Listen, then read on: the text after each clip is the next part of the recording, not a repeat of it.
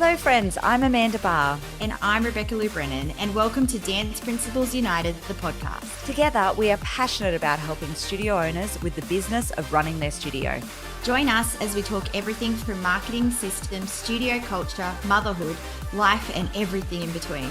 This is the Dance Principles United podcast.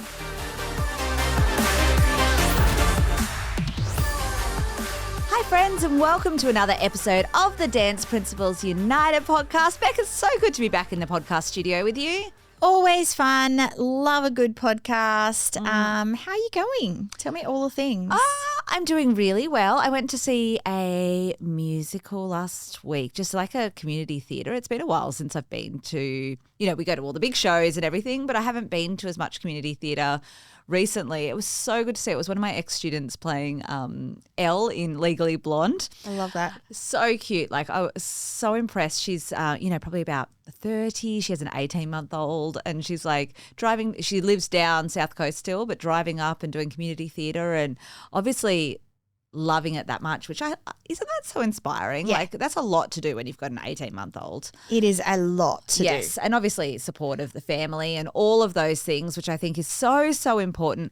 But, what I absolutely loved and absolutely loved to see there was I got there and I've seen her a few times because her mum does my hair, small world and, all of those things. Of course. But there were a whole heap of other students from her troupe, ex-students, kids that were dancing with her, and they all probably stopped when they were, 16 or something like that, all there supporting her. So there was like my whole old Sparklers troupe. They were the Sparklers troupe. They were like my Sparklers girls were there supporting. And I was like, oh my gosh, I didn't realize you guys were all still super close. And they're like, oh, we're not. Like, we do see each other, like some of them obviously more than others and stuff, but we still have our group chat, and when someone's in something, we all show up, and I'm like, how magic is that, what so we magical. create? Insane.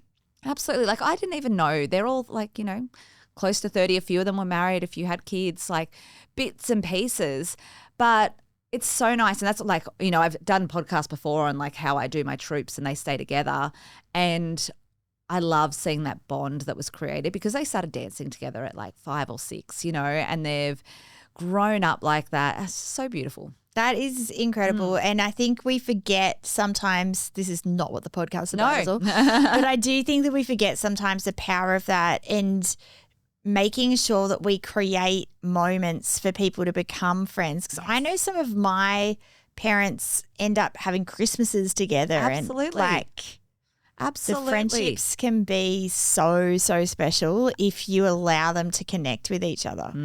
So important. What's going on with you? Now we're back in the podcast studio, back from the beginning of the year. Yes, dancing is back. I have started going back to the gym. Oh, good. Of course. I'm back on the fitness. After the summer holidays, had to get back to it. Yeah.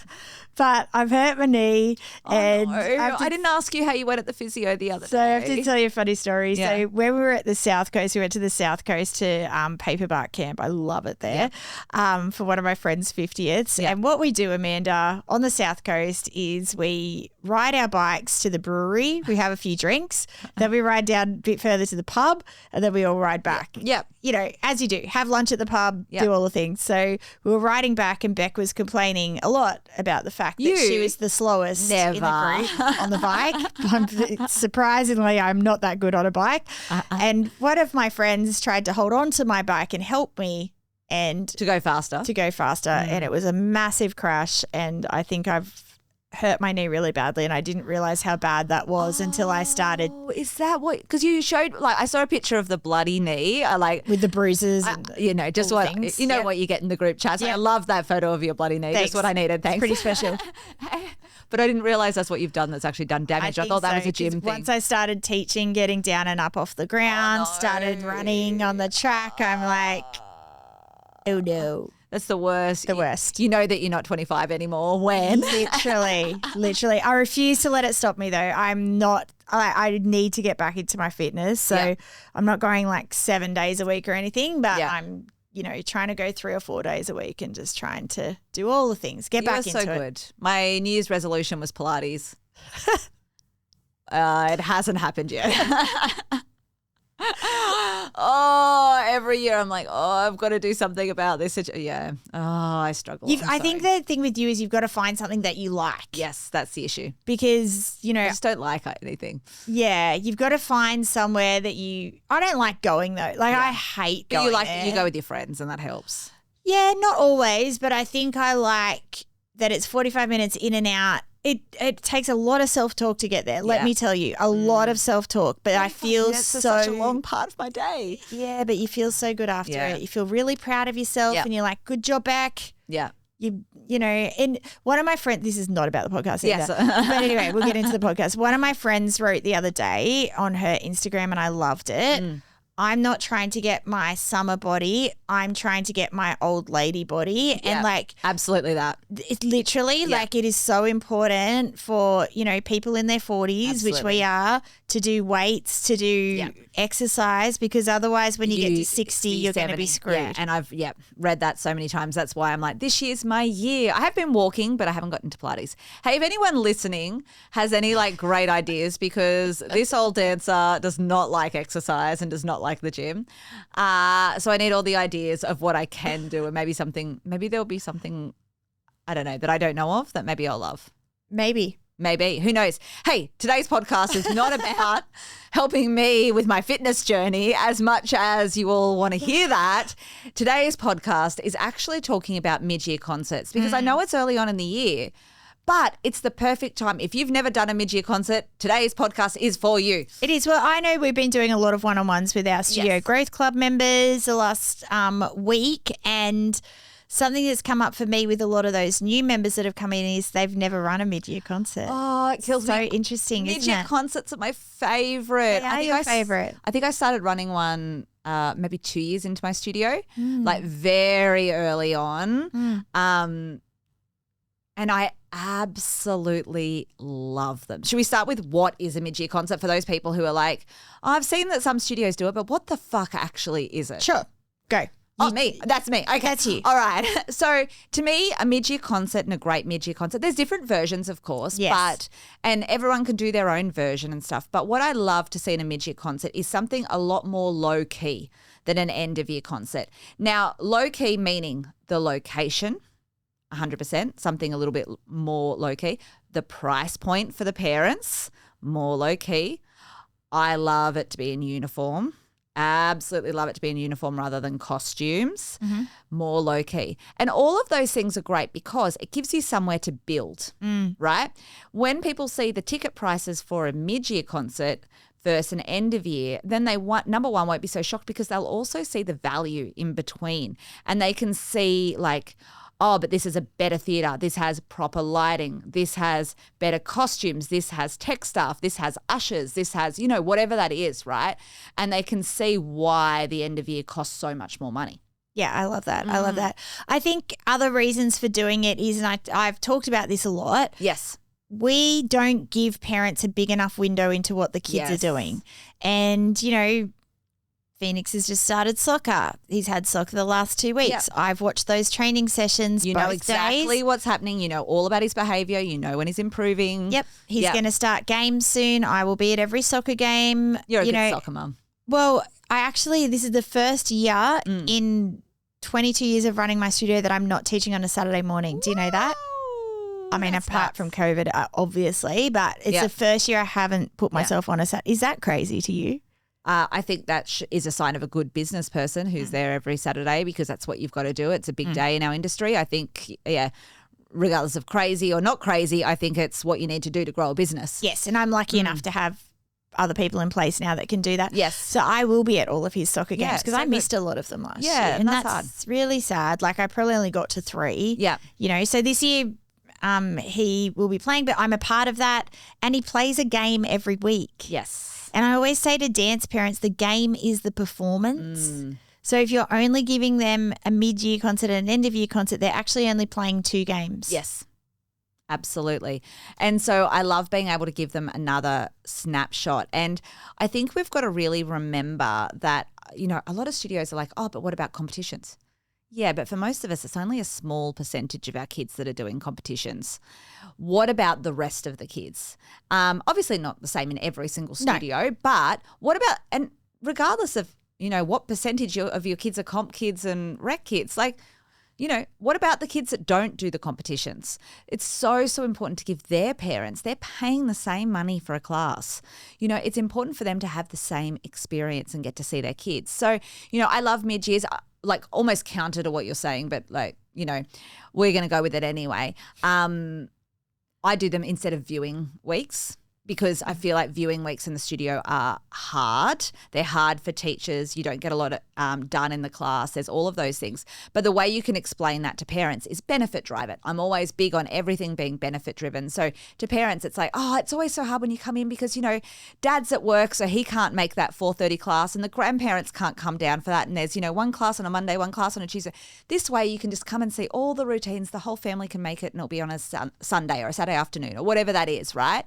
And that's a benefit for parents rather than them having to change their work schedule, all of that to try and make that class time, which normally they're not there for. Love that so much. Let's talk about how we both do mid-year concerts differently, because I have a very different school. Absolutely. So I think it's interesting because I think any school can do a mid-year concert. You just have to nut it out how you can do it. But how did you do it? So ours was 2 days. We would do, depending on the number of kids, 8 to 9 shows over 2 days. Short shows, like we're talking like 40 minutes to an hour sort of thing, like tops. So sort of like shows that sort of started every hour and a half, 2 hours, something like that. Very low key, all in uniform. I love all in uniform because I actually think that's when you get the best promotional shots. I actually invested more money in photography at mid-year concert than I did at end of year. Smart. Because the photos that you get in uniform play so much better on social media than the ones of them in full tutus or full costumes and hair and makeup, because that scares people off, right? Absolutely. So they're in your branding, they're in your uniform. So little short shows, very like professionally run, but very casual in a sense, meaning the kids are kind of lined up on the side. We did it in a basketball court.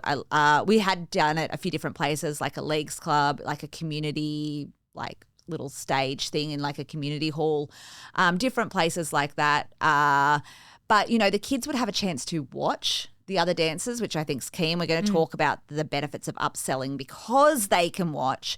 And, I would stand on stage, I would introduce every dance and really explain things. For example, if it was a RAD exam class coming out, they would do a little presentation of their work, however that looks, and I'd be explaining, hey, these guys are getting ready for their ballet exams in, September. Here's what they've been working on. They're going to show you a little snippet. Now, these exams are great because of blah, blah, blah, blah, blah. All of that education that parents need that they don't always have time to get.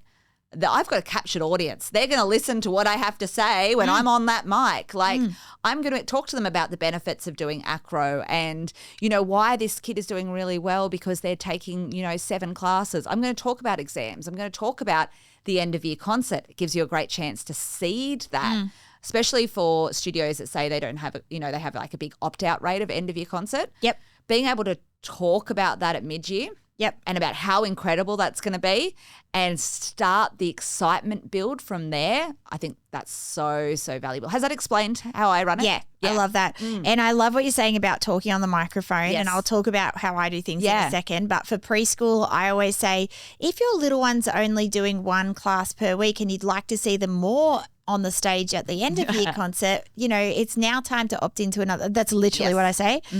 Same thing, I talked about ballet at our Pep Rally, and I'll tell you about that in a second. And we had the biggest number grow in ballet that we'd had in years because I said to them, you spoke about it. Yeah, because I said it's the most important genre. If your child's not doing that, they're really at a disadvantage. And we had so many because they don't know that. Absolutely. And how interesting is that? Because we can sit here and, you've got hundreds of kids make all these phone calls, to go, you should be doing ballet, you should be doing ballet. But actually saying it on the mic, I think there's something about having a mic because you're the person of authority. You're sitting there and it's not just you having a phone call with the mum, the dad's sitting there, the grandma's sitting there going, hey, how come she doesn't do ballet? Like, do you know what I mean? There's so much power in that. Yep. That really like builds that. So I think, that opportunity to upsell. I love the kids sitting and watching the classes too, because so many kids are like, what's contemporary? Isn't that like, what the hell is contemporary? They don't know what that is. Yep. And they're like, oh, that looks great. I always would seed classes as well. Sorry, now before you jump into what about yours, I would seed some classes like, oh my gosh, you thought that dance was great. I've heard what their end of year concert song is. Oh my gosh, you would not believe it is going to be one of the best. I've seen their costume. You're going to love that. Like those kind of things really make a difference. Yeah, I love that. Tell us about how you run yours. You run yours slightly differently. I do, because we have so many comp kids, as you know. So I think this year we've got 220 comp kids. Isn't that insane? Crazy. It's crazy. Anyway, so we've got 220 comp kids. So we do a thing called a Pep Rally, which essentially is where they perform all of their comps routines for the first time, try their costumes on for the first time. Yep. It's a dress rehearsal. For comps, we have a judge there who gives them feedback on each routine. Same thing though, they watch each other's routines, which sometimes does infuriate me because kids run across in front of the judge, but it is what it is. We get it there. Take a deep breath. Yeah. But it's good for me as well, because 1400 jazz costume last year, I hated it when I saw it on stage for the first time, and so completely changed it. Isn't that crazy? Yeah. But you can do that. Or you're like, oh crap, that child doesn't have a costume. Why is that? Like, so, you can kind of nut that stuff out, I guess. So we love it. That's how we do that. Preschool and our rec kids do a mid-year concert as well. Yep. Back to kind of how I was talking about that format. Yeah. Yes, but they don't watch each other. And mainly because we do use a pretty big venue. I think it just depends on your venue, right? Yeah. Like we had different depending on different venues. Sometimes we did, sometimes we didn't. Some shows we let them, and like preschool we didn't because we were worried about their safety. Different things, right? Yeah. Yeah. So I think in saying that, you guys have to work out how it's going to best suit your studio. Yes. We get a lot of pushback when people say, but I'm getting them ready for exams. And I love that you're just like, so just do 3 exam exercises. Like it's really not that hard. Absolutely. I was chatting to someone about that the other day and they were telling me they do like RAD ballet. They do, I think it was com dance, jazz, and I don't know, contemporary or something. I could have that wrong, but something along those lines. And she's like, we all get ready. And I'm like, that's really easy. Like there's so many versions of that and you can be creative, whether that's, for RAD, like, looping the music and doing the dance in like 3 groups but have it looped, and then they do a nice little run around in between and then do some sort of reverence or like whatever. For the other ones, it could be like, even changing the music up and doing the exercises to like putting 4 or 5 exercises together and make it a little 2-minute routine. That should only take a class to do. It's not hard. Absolutely. And I think as well, parents want to see that. Like, I'm trying to think of Phoenix. It's hard for me to relate it to BB because obviously I see everything she does all the time in the dance studio. If I wasn't ever watching him play something or be a part of it in some sort of way, I wouldn't feel invested in it. Would you? Like if you think about the other activities your kids do. Yep. If you weren't actually watching that and knowing what was going on in there, how would you have value with it? Absolutely, especially if they're little. Yeah. It's different. You talked about BB. BB's, 16? 16 soon, Amanda. 16 soon. I was like, 15, 16? Where are we going with this? She's obviously old enough to articulate how much she loves dance and blah, blah, blah. But, there's plenty of 4-year-olds that come out of class, even though they love it and go, yep, it's good. Like that's the answers I get about school, right? We all have those answers. And, it is hard to buy into it, but it's so great when you get a chance to see inside. And, I think sometimes we get too caught up back to the exam thing about making it entertaining. Sometimes the parents just want to see what it really is. They want to know what the exam looks like, especially if they don't have a chance to see the exam work beforehand. Like, absolutely. It's important. Well, funny story about BB. She hated dancing when she was 7 and 8. Yeah. Didn't hate it. She was there for the social life. Yeah. But to be fair, I made her go because it was my studio. Yeah, absolutely. But probably she wouldn't have kept dancing, to be completely fair. Isn't that crazy? Yeah.